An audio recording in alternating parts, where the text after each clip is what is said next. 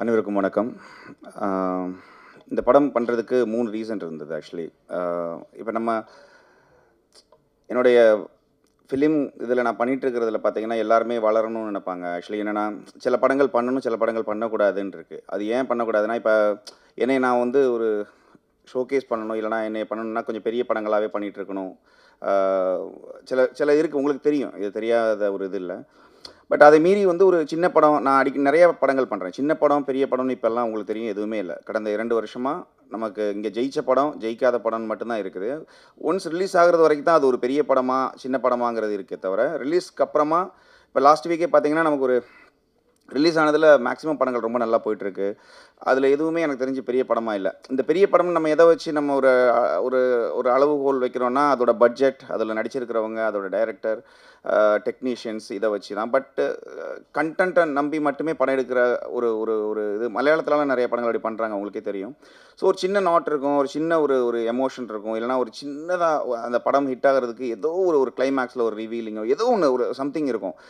So அப்படிப்பட்ட படங்கள் இப்ப ஹிட் ஆகுது அப்படிங்கும்போது, இந்த மாரி சின்ன படங்கள் நெறைய படங்கள் வந்து தைரியமா ஒரு லைன் யோசிக்கிறாங்க. தைரியமா அத வந்து எக்ஸிக்யூட் பண்ண ட்ரை பண்றாங்க.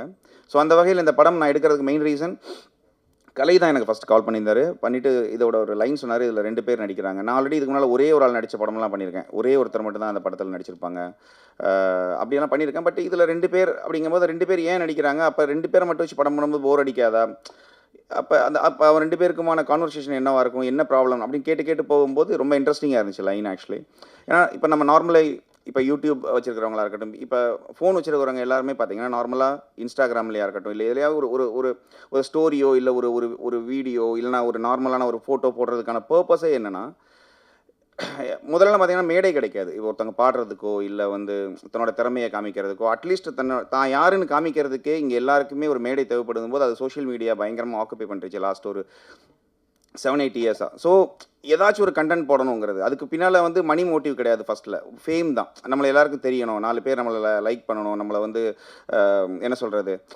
அது அது விரும்புறாங்க. அது வந்து ஒரு ஒரு போலித்தனமானது தான். ஆனா ஒரிஜினலா அவங்க அப்படி இருப்பாங்களான்னு தெரியாது. ஒரிஜினலா அவங்க அப்படி ரியல் கேரக்டரா இருப்பாங்களான்னு நமக்கு தெரியாது. ஆனா ஒரு மறைமுகமா ஒரு போலித்தனமான ஒரு போஸ்ட்ல நம்ம லைக் எதிர்பார்ப்போம். ஸோ இது இது கொஞ்சம் கொஞ்சமா மாறி மாறி இப்ப எப்படி வந்து நிக்குதுன்னா, எப்படி பண்ணலாம்? என்ன பண்ணா லைக் அதிகமா வருங்கிறதுக்காக தன்னுடைய என்ன சொல்றது?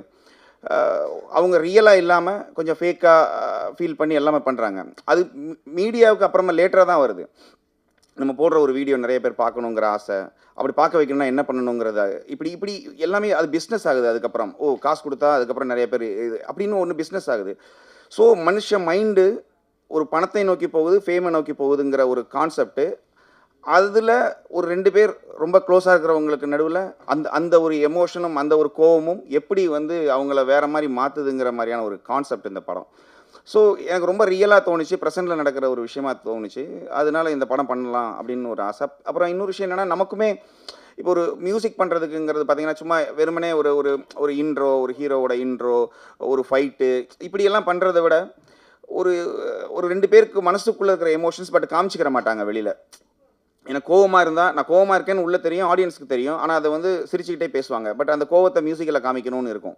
ஸோ இந்த மாரி வந்து ஒரு ஒரு சீன்ஸ் எல்லாம் இந்த படத்துல நெறைய இருந்ததுனால, இந்த படம் பண்ணணும்னு ஆசை. இது வந்து ரீசன் 1. 2வது ரீசன் வந்து இதோட டைரக்டர் ஆக்சுவலி. அவரு யாருன்னு கேட்கும்போது, அவரு இதான் ஃபர்ஸ்ட் படம். எப்பயுமே நம்ம ஃபர்ஸ்ட் படம் பண்றவங்க வந்து எப்படி பண்ணுவாங்கன்னு ஒரு ஒரு டவுட் நமக்கு இருந்துகிட்டே இருக்கும். அது அப்புறம் மெயினா அவர் என்னன்னா, அவரு வந்து இதுக்கு முன்னால அவர் வந்து போலீஸ்ல இருந்தாராம். அதுலருந்து ரிசைன் பண்ணிட்டு தான் இந்த படம் பண்ணேன் அப்படின்னு சொல்லி சொன்னாரு. So okay. எல்லாருமே ஐடிலேருந்து வருவாங்க. ஸோ இப்படி வரும்போது அவர் வந்து ஒரு போலீஸ் டிபார்ட்மெண்ட்லேருந்து வந்து ரிசைன் பண்ணிட்டு படம் பண்ணுறதுக்கு ஒரு இன்ட்ரெஸ்ட்டா வராரு அப்படிங்கும்போது, அவருடைய அந்த ஒரு தாகம் படத்து மேல இருந்தது. ஸோ ஸோ அப்ப ஏதோ ஒண்ணு பண்ணுவாரு அப்படிங்கிற ஒரு நம்பிக்கை. அப்புறம் இதோட புரொடியூசர், அவரு இதுல ரொம்ப இன்வால்வ்மென்ட் ஆக்சுவலி. அவரும் ஆக்சுவலி கலையுமே. என்னன்னா இந்த படம் வந்து அவங்க வந்து எப்படியாச்சும் நம்ம இதுல வரணும் அப்படிங்கிறதுல ஆசைப்பட்டாங்க. நம்மளுமே வந்து ஒரு பில்டப் நம்ம வந்து இந்த மாரி பண்ணக்கூடாது அப்படிலாம் இல்ல. கன்டென்ட் நல்லா இருந்தா படம் பண்ணுவோம்.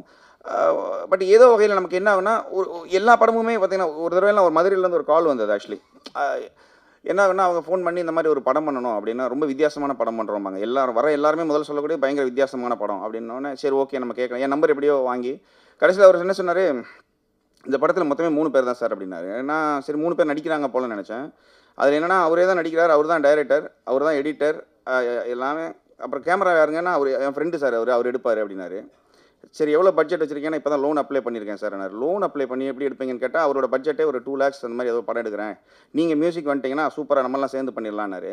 ஸோ இது நீங்கள் நம்ப மாட்டீங்க. இது நான் ஏதோ இதுக்காக சொல்லலை. நான் இப்போ அவங்ககிட்ட என்ன சொன்னேன்னா, சார் நான் ரொம்ப பிஸியாக இருக்கிறேன். உங்கள் கான்செப்ட் நல்லா இருக்குது எடுக்க முடியாது. ஏன்னா இந்த மாதிரி வரும்போது இது அடுத்த கால் வந்து ஒரே இதே மாதிரி ஒருத்தவங்க சொல்லும்போது எப்படி இருக்குன்னு யோசிச்சு பாருங்களேன். இதே மாதிரி இன்னொருத்தவங்க என்னடா இது பைத்தியக்காரத்தனமாக இருக்கு என்ன.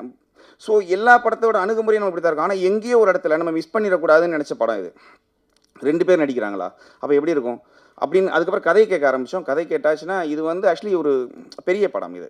இது வந்து நீங்க ஃபினான்ஷியலா ஒரு பட்ஜெட்டா வேணா சின்ன படமா இருக்கலாம். பட் கன்டென்ட்டா இது வந்து கன்ஃபார்மா இது ஒரு பெரிய படம். அப்புறம் படம் நல்லா இருந்தா கன்ஃபார்மா ஓடும் அப்படிங்கிறதுக்கு நீங்க எல்லாருமே சாட்சி. ஏன்னா, ஒரு படம் ஆனாலும் இப்ப இந்த படம் ஓடுது, இது நல்லா இருக்குதுங்கிறத நீங்க சொன்னா மட்டும் தான் தெரியும். மத்தபடி இந்த படம் கன்டென்ட்டா எனக்கு வந்து மிகப்பெரிய நம்பிக்கை இருக்கு. இதோட லைன், இந்த எமோஷன்ஸ் கூட விளையாடுற ஒரு விளையாட்டு.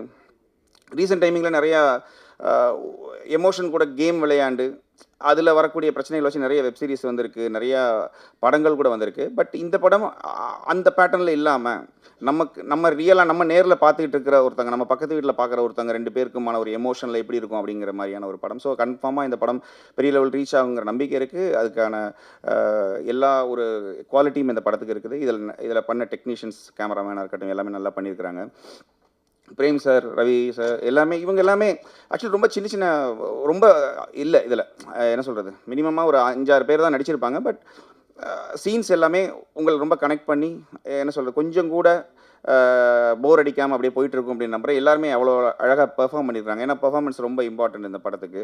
இந்த படம் சின்னதாக இப்படி ஆரம்பித்து கொஞ்சம் கொஞ்சமாக போய் ஒரு என்ன சொல்கிறது, ரொம்ப இன்டென்ஸாக இருக்கும் ஒரு போக போக. ஸோ இந்த படத்துக்கு மியூசிக் பண்ணது ரொம்ப சந்தோஷம். என்னுடைய வரிசையில் நான் பண்ணிட்டு இருக்கிற வரிசையில் ட்ரெண்டிங் அப்படிங்கிற ஒரு படமும் சரி ஓகே சாம் கொஞ்சம் பண்ணிகிட்டு இருக்கிறாப்புல, ஏதோ நல்லா பண்ணிகிட்டு இருக்கார் அப்படிங்கிற ஒரு இதில் தான் இருக்கும். எனக்கு ரொம்ப திருப்தியாக இருக்குது இந்த படம். என்னோட மியூசிக்கில் ஆக்சுவலி சாங்காக இருக்கட்டும், இல்லை பேக்ரவுண்ட் ஸ்கோராக இருக்கட்டும். பட் நீங்கள் இந்த படத்தை கொண்டு போய் சேர்க்கணும் அப்படின்னு நான் ஆசைப்பட்றேன். இந்த படம் பெரிய வெற்றி அடைய எல்லாருக்குமே என்னுடைய வாழ்த்துக்கள். நான் கடவுளை வேண்டிக்கிறேன். தேங்க்யூ.